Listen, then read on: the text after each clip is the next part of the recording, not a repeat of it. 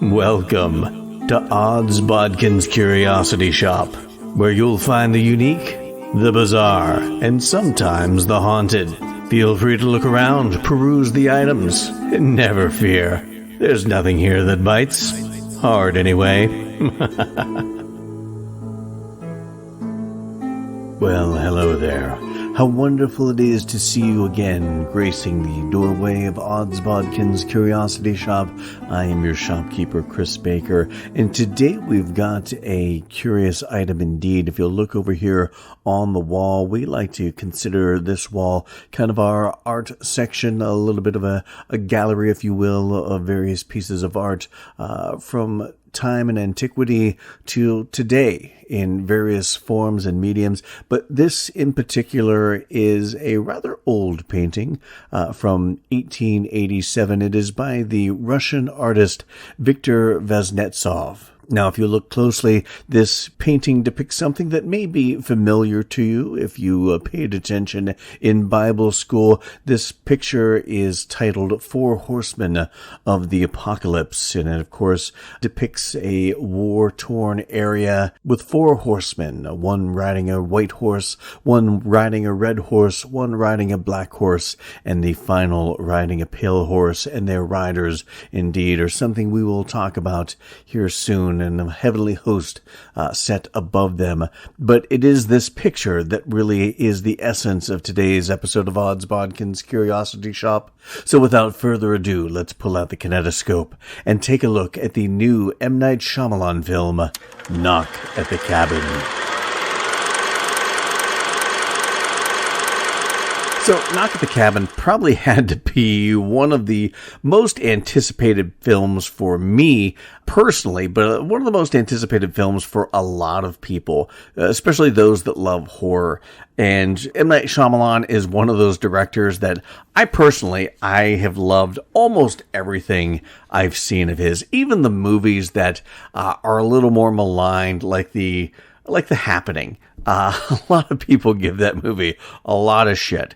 And I mainly blame the acting. I think the story is a good story. I'm just not, Mark Wahlberg, when he acts, Zooey Deschanel, when she acts, it's kind of hit or miss for me. And like Mark Wahlberg has this acting style where he ends everything on an uptick. And that is probably one of his vocal crutches that just drives me nuts the most. And it was on full display in that movie. So I can't say the movie or the story bothered me with The Happening. Plot holes, yeah, maybe there are some, but I thought it was an interesting idea. I just think some of the acting. But anyway, M. Night Shyamalan, people either love his movies or hate his movies, is pretty much what it boils down to. And I'm one of those guys that, while I haven't absolutely loved everything he's done, I've loved most of what he's done. And even the movies I didn't love, I actually enjoy and still like. So when I found out M. Night Shyamalan was doing Knock at the Cabin, based on the book Cabin at the End of the World by Paul Tremblay, I was like, I'm excited for this, because originally he was just going to do this as a producer and let somebody else do it. And we'll kind of talk about how this story came to be on the silver screen. But he was originally going to be the producer, but he got so involved in the story and creating the story that he decided that, he just couldn't let somebody else do this. He had to do this. And how it kind of all sorted out is that a couple writers, Steve Desmond and Michael Sherman, came up with a screenplay, and the studio brought it to M. Night Shyamalan. He was going to produce this, but he just didn't like how the story progressed, because Desmond and Sherman, from what I understand, did a pretty, it was exactly like the book, how the book turns out. And M. Night Shyamalan, there were some things he didn't like about how the book went. He told them how he would do things and how he would change certain things. And it was kind of okay, well, thank you, and we'll see you later. We'll come back if we want to do this here. And then eventually they came back and said, we like your changes, and we do want to make this movie. And of course, M. Night Shyamalan was involved with rewrites that really kind of took this in a different direction. Well, I think still staying true to the heart of the original source material, and decided, he just couldn't let somebody else do this. He was more involved in this one than he thought he was going to be. So he decided he was going to direct Knock at the Cabin. And before we get into that, I do want to kind of talk about the fact that the source material, I made it kind of a quasi New Year's resolution that, I was going to read more. I just haven't taken the time to read as much as I used to over the past decade or so. So I decided, 2023, I'm going to start reading more. And one of the things I decided I was going to read, first thing I decided I was going to read in 2023 was Cabin at the End of the World, because I knew Knock at the Cabin was coming up in early February. So I got a month. I ended up blowing through it in like 2 weeks. I really liked this book. Was it a perfect book? No, there were some issues I had with it, but I was really excited to see what they were going to do, what they were going to take from the book and put on the big screen, and the things they were going to change. So it was really kind of interesting. So throughout this discussion on Cabin, well, it's going to be Knock at the Cabin, because we're mainly going to be talking about the movie. But since I just read the book as well, we're going to compare and contrast how things went in the movie and how it compared to the book. So we'll be talking about the book as well. So I do want to warn you that there are going to be spoilers. I can't talk about this movie without talking about it. So if you haven't watched Knock at the Cabin, then you might want to go watch that and then come back and listen to this. If you haven't read Cabin at the End of the World by Paul Tremblay, you probably don't want to listen to this, because I am going to give away a lot of things and compare and contrast between the movie and the source material. So if you haven't read that and you want to read that and you don't want anything spoiled there, I would suggest that you do that before coming back and listen. Now, granted, I want you to listen. I want as many people to listen to this podcast as possible, but I don't want you to ruin things for yourself just for the sake of jacking up my play numbers. Go check it out first, the book or the movie, whatever, then come back and listen to this and see if maybe we're on the same wavelength, or maybe I'm totally off and you're seeing different things, but we're going to talk about this in depth. So from here on out, spoilers are ahead. So the basic premise of this movie is that this couple and their adopted daughter, Andrew and Eric and Wen, are at this secluded cabin on this lake. In the book, it's in New Hampshire, I believe. In the movie, it's in Pennsylvania, because M. Night Shyamalan, everything's based around the Philadelphia area, because that's where he's from. That's what he knows. That's why Stephen King, everything he does is based in Maine. So I didn't mind that change, but this family is at this secluded cabin on a lake, no self-service, and it's isolated. So you already get that sense of isolation in this movie. But all of a sudden, these four strangers show up. I don't think it's too big of a spoiler, if you're counting spoilers that I commit that sin of. But it's no spoiler, because they gave away a lot of the plot in the trailer. But these four individuals, these four strangers show up and say that this family has to make a sacrifice to prevent the apocalypse, the end of the world. And the rest of the movie really is all about that choice, about them deciding whether they believe these people, whether these people are believable, or maybe they're just crazy. And are they really going to entertain this, or are they going to stand firm as a family and not give in to the insanity that they feel has taken over these people, this group delusion that they feel has taken over these four strangers that have come into their house and are asking them to make a sacrifice to save the world. And it really all is about the interactions between the characters and between the couple and the daughter. And it really plays out very much like I've heard somebody mention this. I can't remember what reviewer I listened to talk about this, like an old Twilight Zone episode. And it very much was kind of that.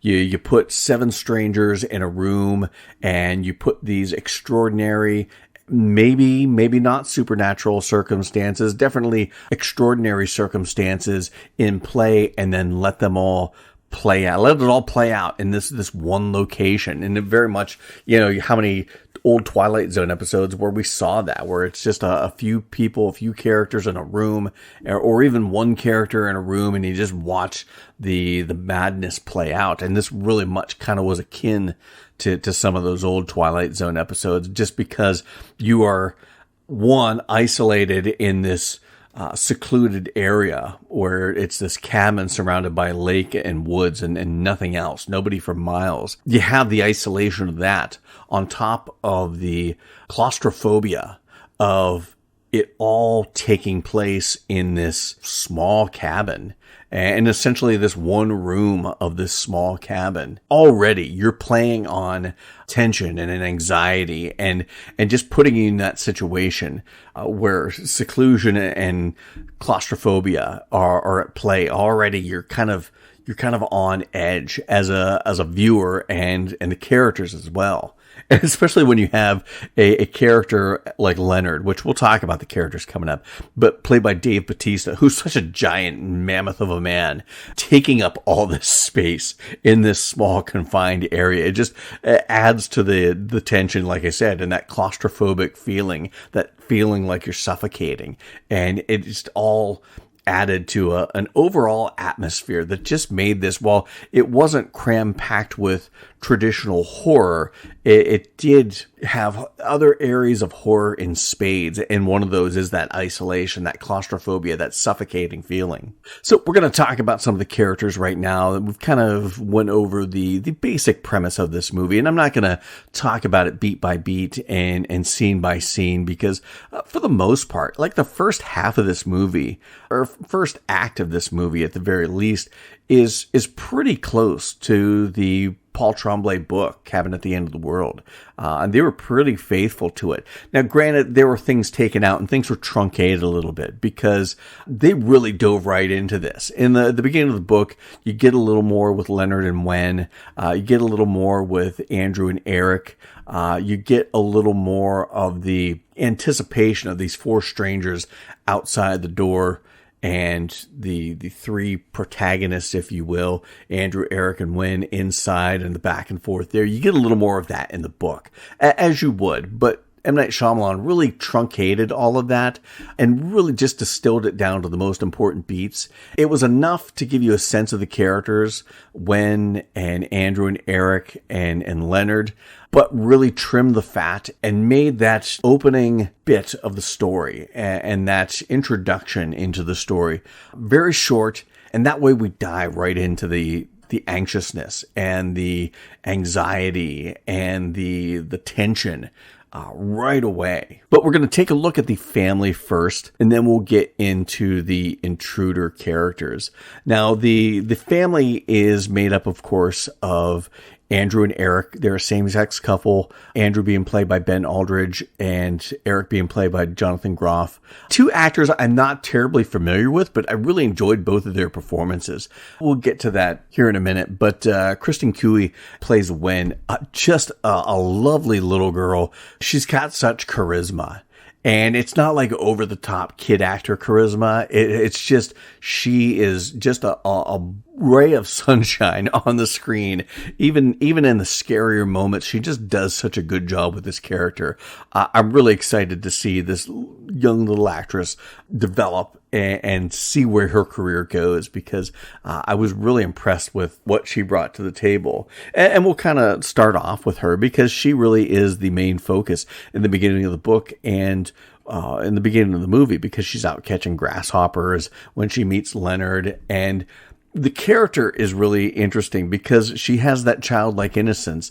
She knows better, but, she's very inquisitive and is looking at these grasshoppers, keeping a book full of them, which is right out of the original story, keeping this book, describing all of them, naming all of them when Leonard shows up. And she knows she's not supposed to talk to strangers, but she is intrigued by this man, this giant mammoth of a man who is talking very gently and very kind of like the gentle giant, and he's wearing these jeans and this white dress shirt. She's curious about him, and the situation she finds herself in when he kind of insinuates himself into her grasshopper catching.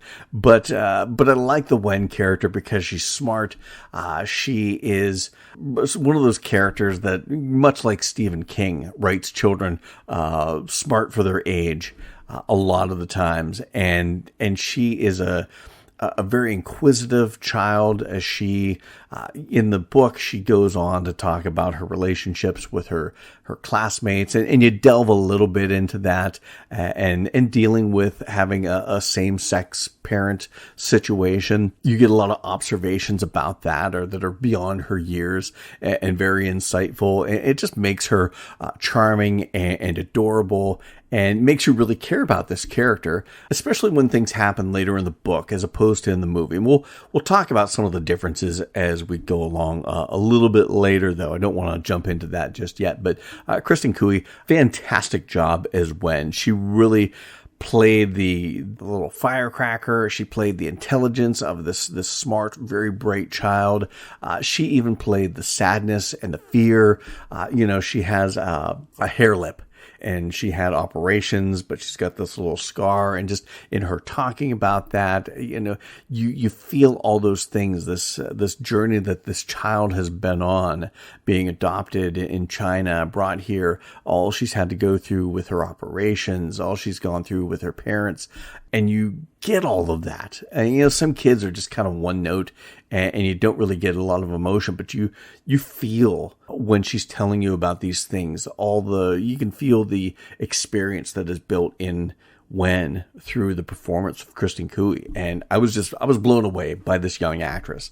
Her and Dave Bautista probably stole the show in this. And that's saying a lot, given that there were a lot of really good performances in this film. Now, the parents, Andrew and Eric, like I said, I'm not really familiar with their work, but I enjoyed both performances quite well. Ben Aldrich plays the Andrew character. He is kind of the, I don't want to say alpha male type character, but he grew up, raised in the country, knows how to shoot a gun, knows how to take care of himself, very rugged and even gruff to a degree. He's got a bit of a temper. And as all of the events are playing out and Leonard and his group are explaining the situation that they're in and the decision that Andrew and Eric and Wen have to make, he is very much the voice of disbelief. He doesn't believe what they're saying. It's all bullshit. He believes that there is a rational explanation for everything that is happening, all the examples that they give for why this is the end of times. There's a rational explanation for it. Eric, on the other hand, is probably played by Jonathan Groff, who, again, not terribly familiar with his work, although I know the name, but he's more of the sensitive type. He grew up in a religious household, so he has a bit of faith. And while he doesn't believe them, there are things that happen that make him wonder if maybe there isn't a little something to this. But there again, given the circumstances that he's been in, of course, he suffers a head injury early on in this movie and in the book. So you're not even sure if the things he's experiencing that make him think that, okay, maybe there is a little credence to all this. You don't even know if he's seeing what he's seeing or if he's seeing what he's seeing because he has a head injury. So there's that sort of doubt built in through all this. The four people that show up, the four intruders that show up, Leonard and the gang, we'll talk about them coming up. They make a good case for what they're saying, but what they're saying is so fantastic and seems so irrational and crazy, so to speak, that how could you believe it in spite of all this evidence that's being shown to you? But in Andrew's situation where he just can't believe this, there's a logical explanation. Then you have Eric, who doesn't want to believe it, but there are things showing him that this may be real. And just the dynamic between these three entities, the four intruders, Eric and Andrew, and what they believe and what they don't believe and what they allow themselves to believe or not believe, is all very interesting in the back and forth. I have seen some people complain that Andrew becomes a master negotiator, but I don't think he's this in the book, but in the movie, he is a human rights attorney. But he's used to making arguments. So in this situation, where him being an attorney, a human rights attorney, to make the arguments that he is under duress and the stress of a hostage situation, not even a hostage situation, but an abduction, intruder situation, it's not that big of a stretch. Now, I don't think he's that. I don't think he's an attorney in the book. I think he's a teacher of some sort in the book, if memory serves me right. But he very much brings a very analytical aspect to the story, whereas Eric brings more of a faith and religion aspect and point of view to the story. And they do maybe not come to blows over it, but it certainly does cause some tension between those two as a couple. Now to the intruders. Now, if you've seen the trailers, you've seen that they're all wearing different colored shirts. Dave Bautista as Leonard is wearing a white shirt. Rupert Grint as Redmond is wearing a red shirt. Nikki Amuka Bird is Sabrina, and she is wearing kind of a creamy colored shirt almost. I've heard some people say yellow. It's not yellow. It's more of a cream, pale colored shirt.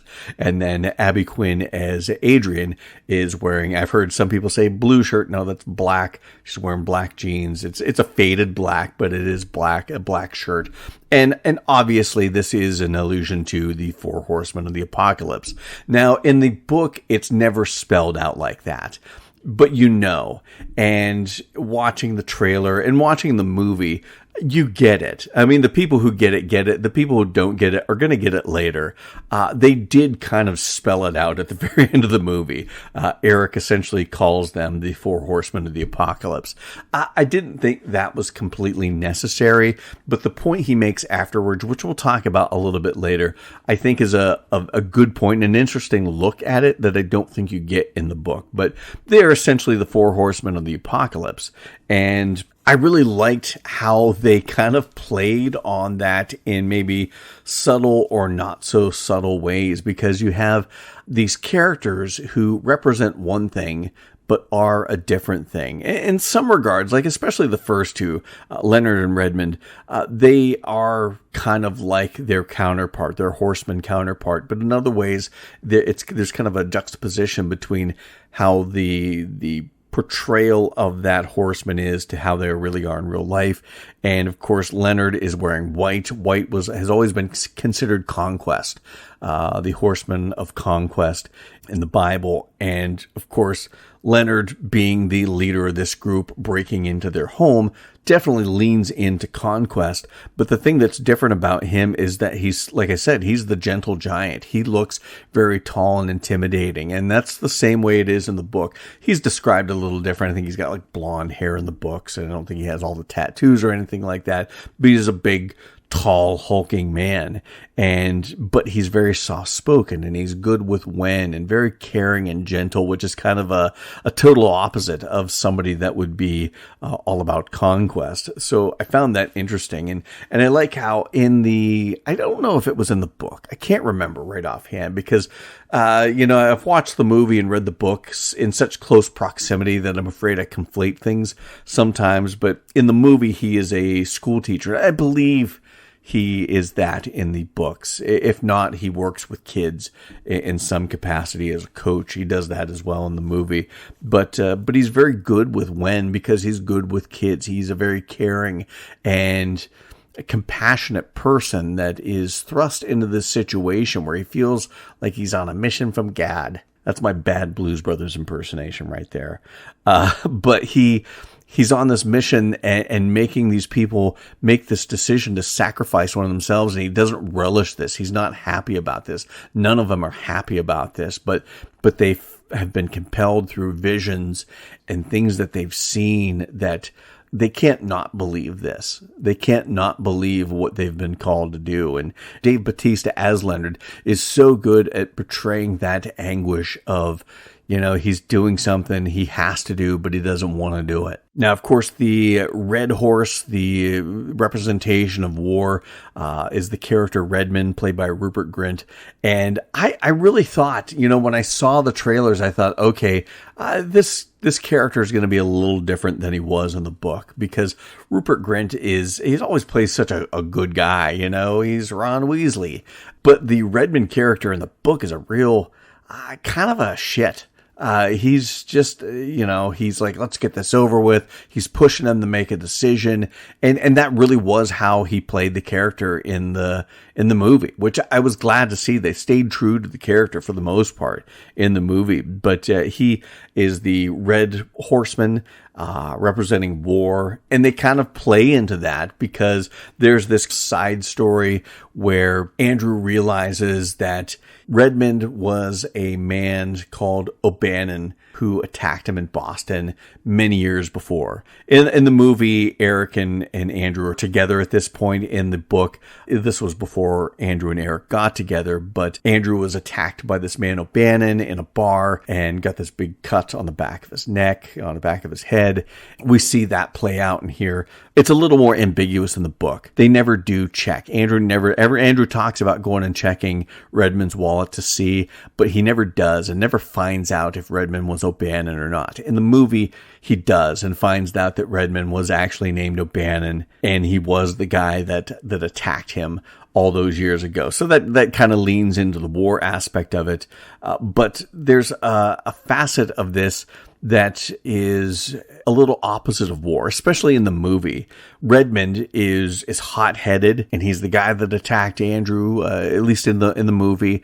But he's also the first to allow himself to be sacrificed, and he weeps openly. And sacrifice and that emotion of sorrow for what's going to happen to the world, because they're going to release the first plague once they kill him, is kind of the opposite of war.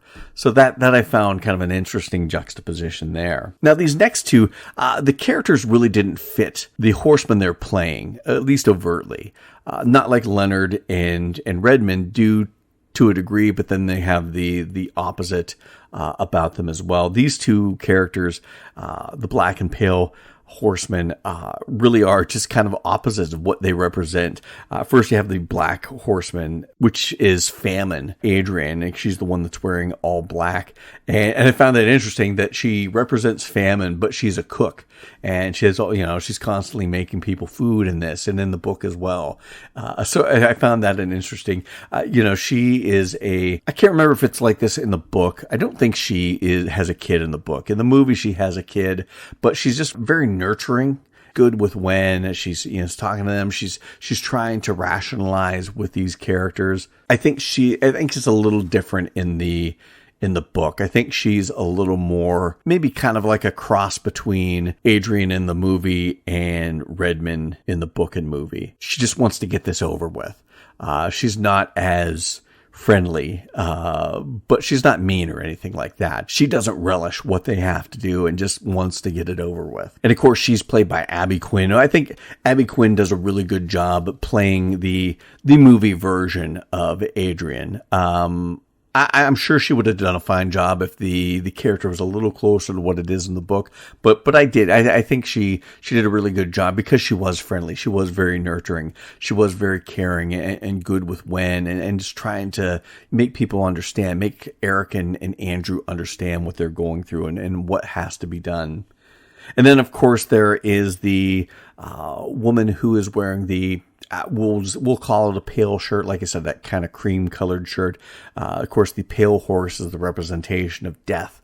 And she is Sabrina in this movie. And I found it interesting that she represents death, but her day job in the movie is a nurse, which is all about healing and life. So it was kind of a neat juxtaposition there that we got with the Sabrina character. And of course, that's played by Nikki Amuka Bird. And I thought she did a fantastic job with this character as well. I think they gave a little more of the Adrian character in the book I think it gave a little more of her personality to Sabrina. I think they kind of flip-flop the personalities of Adrian and Sabrina from the book to the movie. But that's it as far as the cast goes. I mean, M. Night Shyamalan has a little cameo in this. I like it because they turn the TV on to see one of the first plagues. I think it is the plague that comes after Redmond's death. And they turn on the TV and there's this infomercial on, and you've got M. Night Shyamalan playing this character pimping air fryers on this infomercial, which my wife and I both kind of laughed about that, which it's always fun.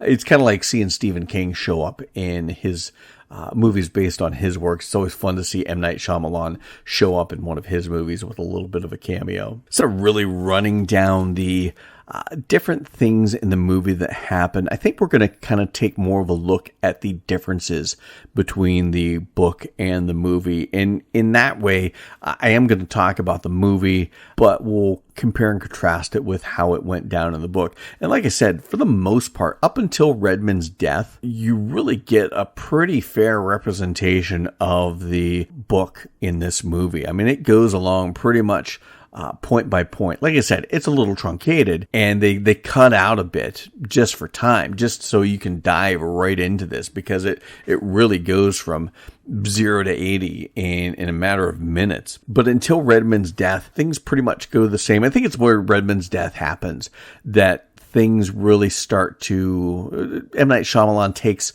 a lot of liberties and changes things slowly at first and minutely at first, but then that kind of gap between how the book went and the movie went starts to widen. And Redmond's death is the first one, because Redmond's death it pretty much goes down the same. It's a little more violent and a little more brutal. The implements of destruction that Sabrina and Adrian wield are more bludgeoning in the book and less choppy. And then the final blow that Leonard strikes on Redmond's chest is it's not a bladed weapon. It is essentially what looks like an anvil on the end of a stick. Right to the chest. So in the book, it's a little more, like I said, bludgeony. It's a little more brutal and violent when that death happens. So it's a little cleaner in the movie, which I understand. M. Night Shyamalan did get an R rating in this, but he got an R rating in it for violence and for language. It wasn't for gore, although they do have they have some blood, they have a little bit of gore. But the one thing I found that you didn't need that. I was wondering how gory they were going to be with this, because, just by some of the things that happened in the book, I thought, oh, this is going to be a bloodbath in this movie. But Shyamalan really, he hinted at that and then cut away. And I think that was really, really smart, because one, that makes the movie experience more accessible. You are going to get some blood in there. So, like he said, the 14-year-old boys are going to like that, but it's not so gory that the grandmothers aren't going to be able to watch it and say, okay, that wasn't so bad. But then after Redmond's death, things go relatively similar. They spend the night there after Redmond's death, and they find the first plague is the cities being swallowed by the ocean. And I did like in the book, and I really wish they would have done this, but I can't remember which character. It was either Adrian or Sabrina. I think it might have been Adrian, talking about this flood happens, this big tsunami happens in Oregon, and that big rock formation that they used in Goonies. It was one of the, when they're holding up the doubloon and they're matching up the holes with the rock formation. It's that rock formation. I think it may have even been seen in the end of Goonies. There's a whole big bit in the book about, hey, that's the rock from Goonies. And it made me smile as a kid who grew up, born in the mid-70s, grew up through the 80s, and am such a huge fan of the Goonies. I loved the reference, and I was really hoping they were going to do that. They probably couldn't get the rights to that from Spielberg or whoever, but I was really hoping that they would make that reference in the movie, and it was a shame that they didn't, because it would have been a nice moment of levity. Not that there weren't other little points, little kind of funny bits, but this movie really wasn't about the comic relief at all. But they didn't talk about that, which was a little disappointing to me because I really loved that reference in the book. But they spend the night that night, and there's a whole big thing in the book where they all camp out in the living room. They've got Eric and Andrew tied up. Wen's on a big mattress all to herself, and everyone else is sleeping on the floor or the couch or what have you. And there's a nice scene in the book where Leonard wakes up and Wen is awake, and she doesn't like to sleep in the dark. She likes to have a night light, but they don't have any lights on. And he talks to her, and he promises her that nothing will happen to her. He'll make sure that nothing happens to her. And I get why they did it in the book, and I get why they left it out in the movie, because Wen's story changes drastically from the book to the movie. So I get why they didn't do that, but you get to the next day, and then that's really where the story kind of is on a rocket ship towards the end, because things move pretty quick, even with the flashback scenes, because there are a lot of flashback scenes in this, because there were a lot of flashback scenes in the book, a lot of flashbacks to Andrew and Eric's relationship, which we got representations of a lot of that in the movie. We got the flashback to Andrew's parents. Now, I like that in the book, they gave Andrew's parents, especially Andrew's father, a little more redemption in the book than in the movie. In the movie, Andrew's father is not happy that his son is in a same-sex relationship. In the book, it kind of goes on to explain that Andrew's parents weren't on board with it, and they wouldn't pay for his college, but then they later came to accept him, and things were good between them later on in his life. You only saw the bad experience with his parents in the movie, but you got to see things like that. You got to see when they adopted Wen. You got to see the flashback to when Andrew was attacked in the movie. And to me, I felt it slowed the book down a little more than it slowed the movie down, because they didn't really dwell, in the book, one of those flashback scenes takes up most of a chapter, where in this, it maybe takes up a couple minutes of screen time, if that, usually like a minute, and then we're on back into the action. So I didn't mind the flashbacks much. You got a little sense of these characters and who they are and why you should care about them, their relationship with each other, their relationship with others. But that's where things really start to deviate drastically, because in the movie, Adrian is the next to be sacrificed, and in the movie, they sacrifice her just like they do Redmond. She puts on the mask, she gets hacked up by these weapons that they've made, and they go to the TV and find out that there's this new sickness out there. In the book, it's bird flu. In the movie, they've got some X9 or whatever name for this virus that's going around and killing people, mainly children. Then Wen causes a distraction, and Andrew eventually gets away and gets out to their truck and gets his pistol that he keeps in a safe box in the back of their SUV. He goes back in and kills Sabrina, shoots her in the abdomen, in the stomach or what have you, and kills her that way, causing the next chain of events and the next plagues. And then at the very end, we get Leonard sacrificing himself, slitting his own throat to bring on the final plague. Now, this deviates vastly from how it goes down in the book, because in the book, Andrew does escape, goes out, gets his gun. Sabrina follows him, but she gets scared off after he gets the gun and runs off and hides. Andrew goes back in and shoots Adrian, shoots her in the throat, and Leonard begins to scuffle with Andrew, fighting for the gun, and Leonard has his hands around Andrew's hands. And of course, Leonard's a big guy, especially when it's played by a guy like Dave Bautista. He's got these big meat hook hands that are enveloping Andrew's hands and squeezing, and they're fighting for this gun. And Andrew ends up pulling the trigger and shooting Wen accidentally, but he shoots his daughter. And probably there's some emotional bits at the end of the movie, but for the book, that is probably the biggest horror of it all. And I wondered if they were going to do that in the movie. I was like, that's a dark place to go, killing a small child like that. I just wasn't sure if they were going to do that. And part of me is glad they didn't do that, because I don't know if I wanted to see that on the screen. As much as I'm a fan of horror, and that is truly horrific, I don't need to see that on the screen. And I think it was smart of Shyamalan to not do that. Because he's got kids. They're all, older now, but he's had kids, and he knew he didn't want to see that. And I don't think test audiences would have wanted to see that. So I'm glad they didn't do that. And I'm old fashioned when it comes to books. I like adaptations that are true to the source material. I'm very protective of that with Stephen King. I get pissed off when Stephen King adaptations deviate greatly from the story, but sometimes a deviation is a smart move, and I think this was a smart move on M. Night Shyamalan's part to not do this, to not kill Wen. But then, of course, after Wen is dead, Leonard allows himself to be tied up by Andrew and Eric, and he's still trying to convince them to do the right thing to stop the apocalypse. Sabrina shows up, and she's she's done with all of this. And she ends up killing Leonard and telling Andrew and Eric that, she knows where the keys to Redmond's truck is. They've parked it down the road a mile or a mile and a half, and she'll show them where the keys are hidden.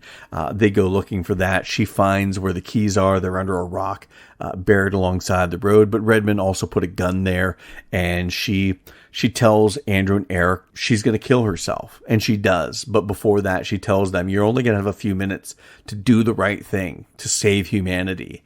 And she kills herself.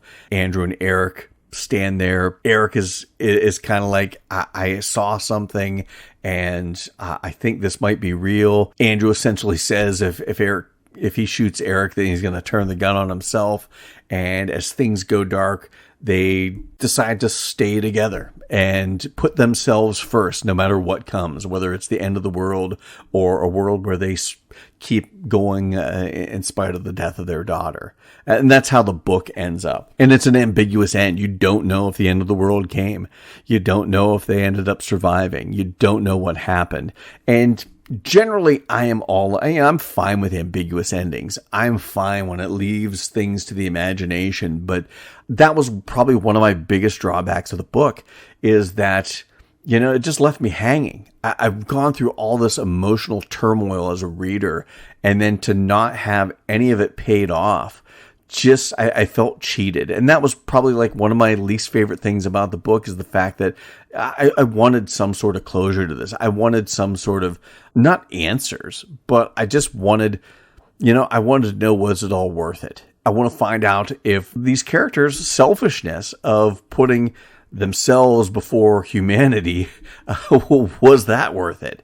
And like I said, it's not that I'd have to have everything spelled out for me, or have to have all my questions answered, or everything wrapped up in a neat, tidied bow. But this is one of those stories where I was expecting that, and I wanted that. I wanted to know, and I didn't find that out, and I was left. I was like, I like the book. I love the book for the most part. I only just marginally like the ending.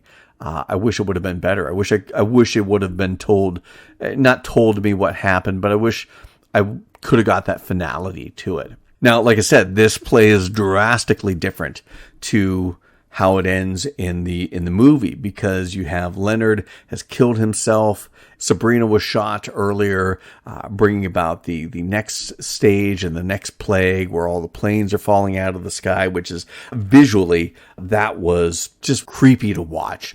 Just given all the thing with terrorist attacks and planes and things like that, to think of something like that really happening, where these planes are just falling out of the sky, is a frightening thing. I did like in the movie, they played it up a little bigger. It was a little more grand scale in the movie than it was in the book, because in the book, I think you just saw a TV report where, maybe a dozen planes, they had reports of falling out of the sky. In the movie, it just felt bigger. It felt worldwide. It felt like hundreds of planes are falling out of the sky, which was pretty creepy. And then Leonard slits his throat and brings on the darkness.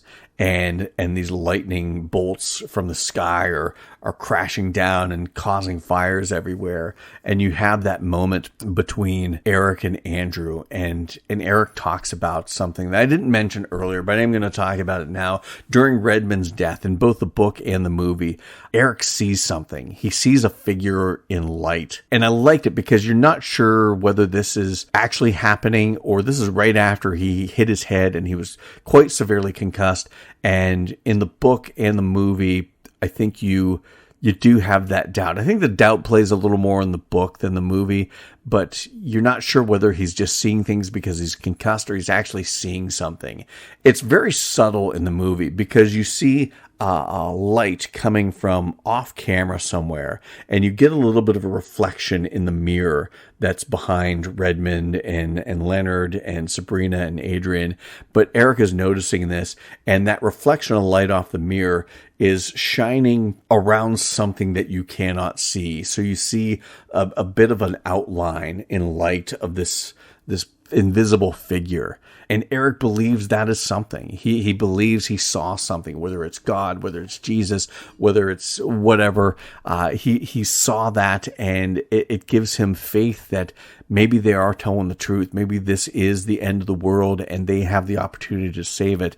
And they have a scene between them where they make the decision that Eric is going to sacrifice himself, and it fades to black and you hear that gunshot and you're wondering, did they really do it, until Andrew is going to find Wen and he's crying. And just a heartbreaking and an emotional scene with these two characters that have been through so much together and having to say goodbye to one. It was such a heartbreak, and one of two really tear-jerking scenes in this. And the final one is when and Andrew drive to this diner where they see all these people watching the fallout of everything that's just happened.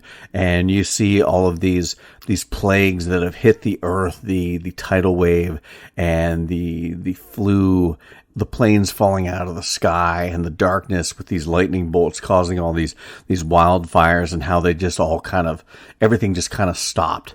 And people started being saved and stuff like that. And you see the gravity of what was at stake, which you really didn't get that at the end of the day in the book. You felt like, maybe things were at stake, but you never got the gravity of it. And you didn't get that great scene where, yes, this was all real, and that this was, the fate of humanity at stake. And you had somebody that gave a shit enough about humanity to make a sacrifice, a very Christ-like thing, to make a sacrifice to save humanity. But it was one of the things I found really interesting is the idea of that final scene between Eric and Andrew, where Eric spells out that these four intruders are the four horsemen of the apocalypse.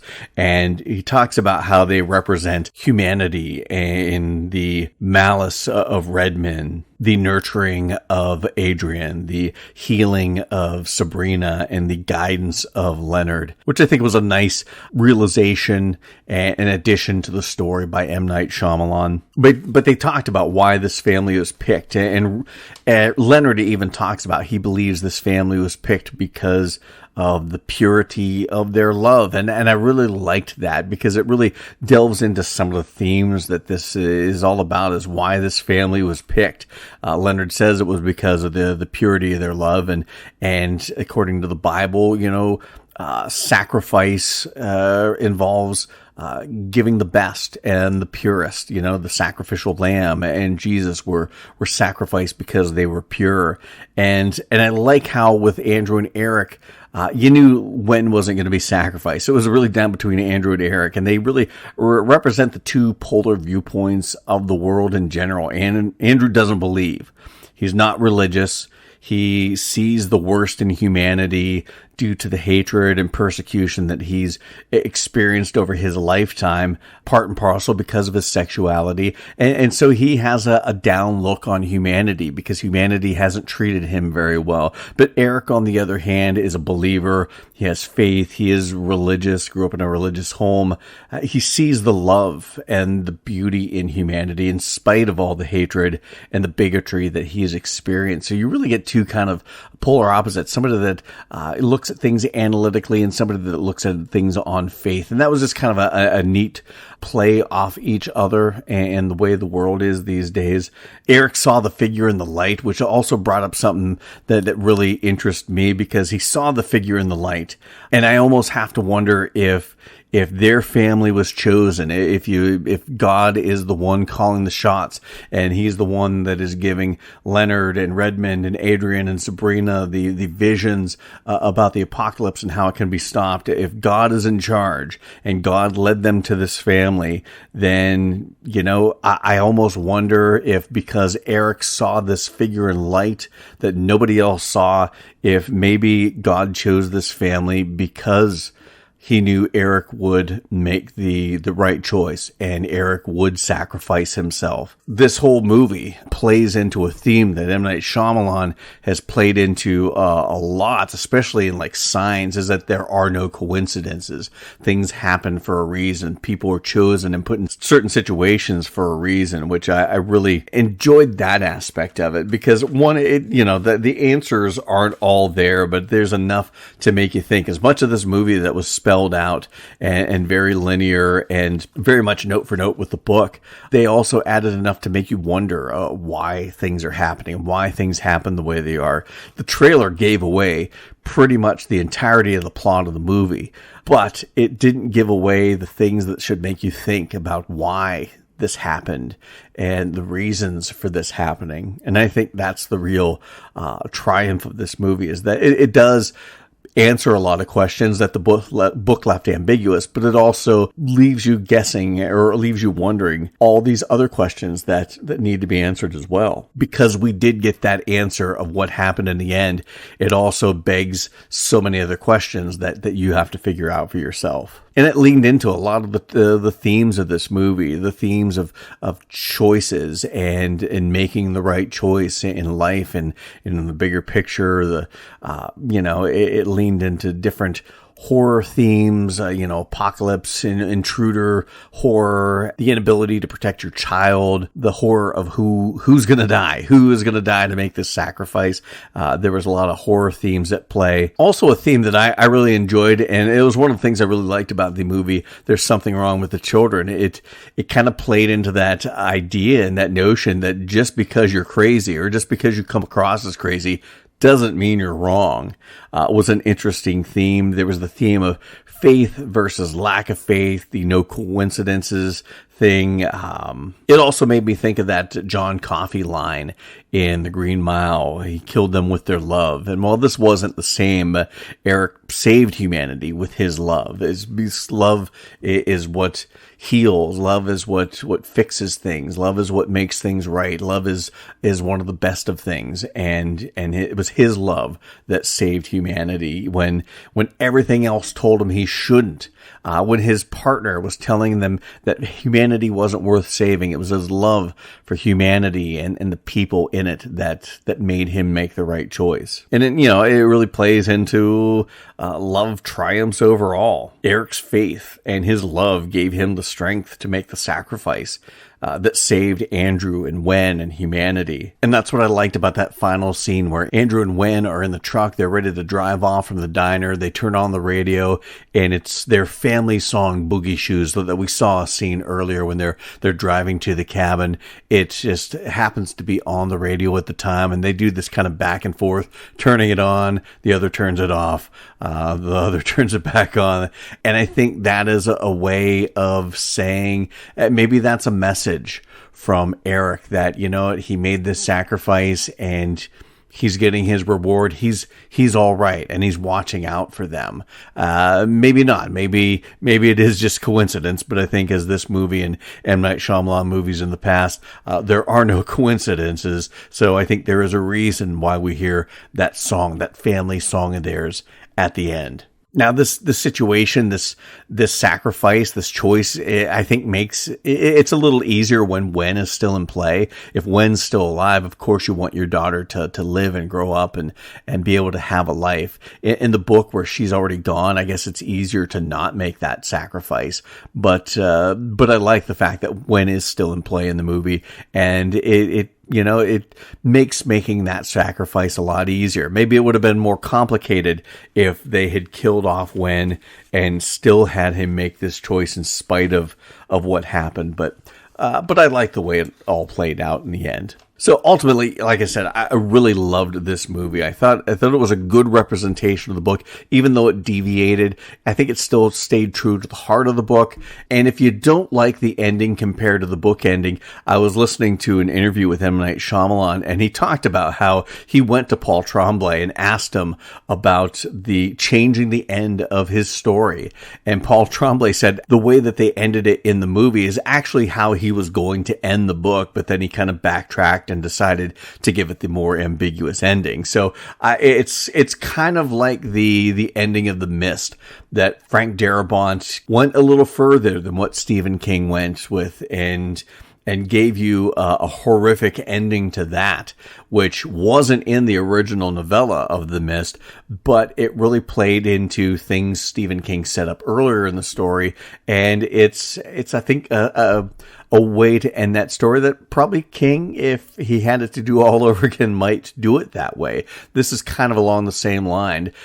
Tremblay didn't end it this way, but he thought about it and wanted to, and maybe if he had it to do all over again, maybe he would do it the way M. Night Shyamalan did. But I like that we have the book is its own thing, the movie is its own thing. I will be labeled a hypocrite because the Boogeyman's going to come out and it is not going to be the Stephen King short story, and I'm just having a feeling I'm going to rip it apart because of that. But don't let it go unstated that I am well aware of my hypocrisy knows no bounds. But I like the story. I like the characters. I thought everyone did a really good job. All the actors were really good. Jonathan Groff and Ben Aldridge were fantastic, especially some of those scenes where Ben Aldridge was acting, and he's playing off the fear and he's playing off the anger and just the emotion in his face and the wavering of his voice. I thought he did a fantastic job with what he did. Dave Bautista is a tour de force. He is like Hollywood's darling right now. And I love the fact that he's really trying to get away from the action movies. It's not that I don't think he'll ever do action movies again, but I think he wants to show that he's got some acting chops. And when you see some of his latest work, especially this movie, the guy can act for a wrestler turned actor. And I've enjoyed some wrestler turned actor movies. I watched No Holds Barred in the 80s, but as far as wrestlers turned actors, I gotta say, he is probably been one of the best, if not the best wrestler turned actor, because the guy does have some range. He can do the action stuff. We've seen he can do some emotional stuff, especially that final scene with him where he cuts his throat, where he's talking about being a teacher. It was heart wrenching. So I really loved him. And of course, Kristen Cui, playing Wen was such a fantastic little actress to watch. I'm really excited to see her career develop as she hopefully sticks with acting.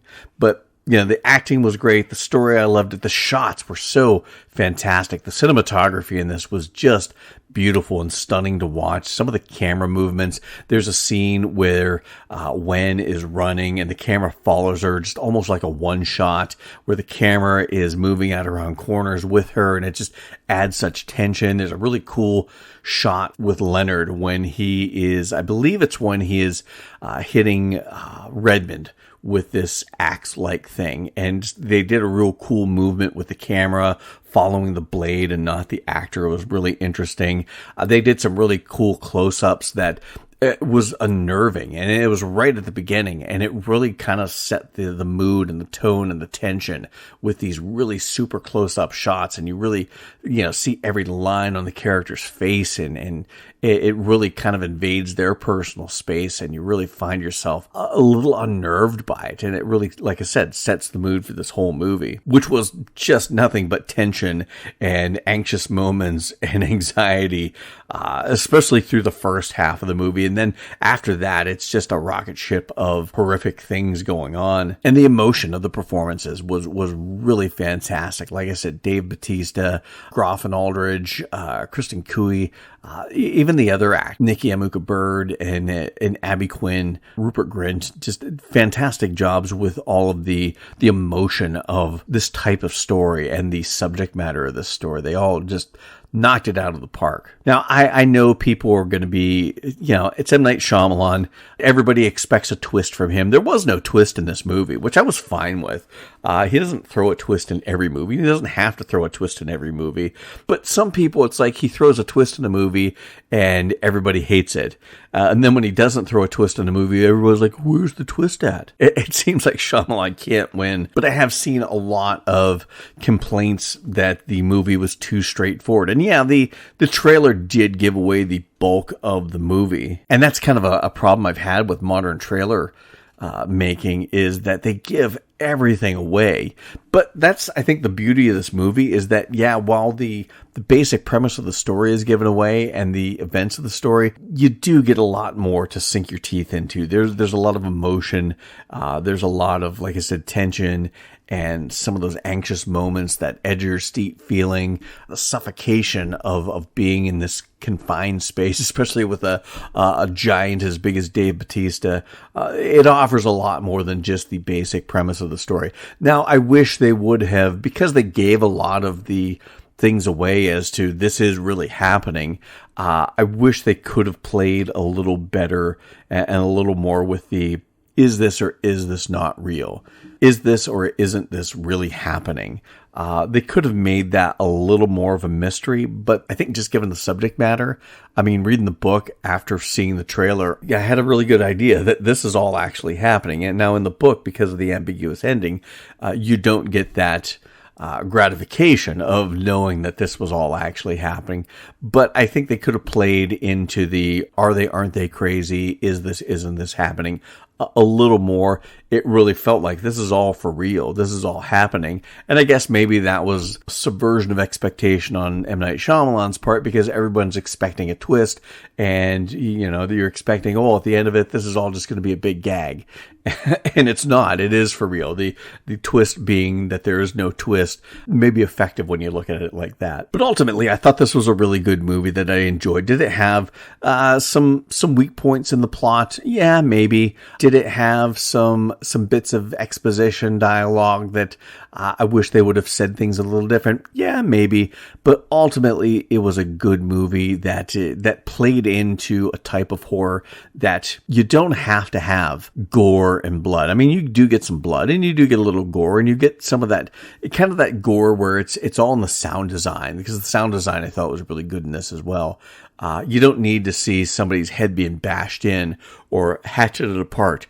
You get a little glimpse of it, it happened, and it leaves your mind to kind of build the rest of the picture. You don't have to have blood and gore to be a horror movie, and I think this played into a lot of horror that I find fascinating to watch if it's done right. And I think M. Night Shyamalan did this right. It built a lot of tension and anxiety, and that what would I do in this situation sort of horror. So I encourage you, if you haven't watched it, go check out Knock at the Cabin. If you haven't read the book, Cabin at the End of the World by Paul Tremblay, I encourage you to check both out, because they're both really worth it. Two different things.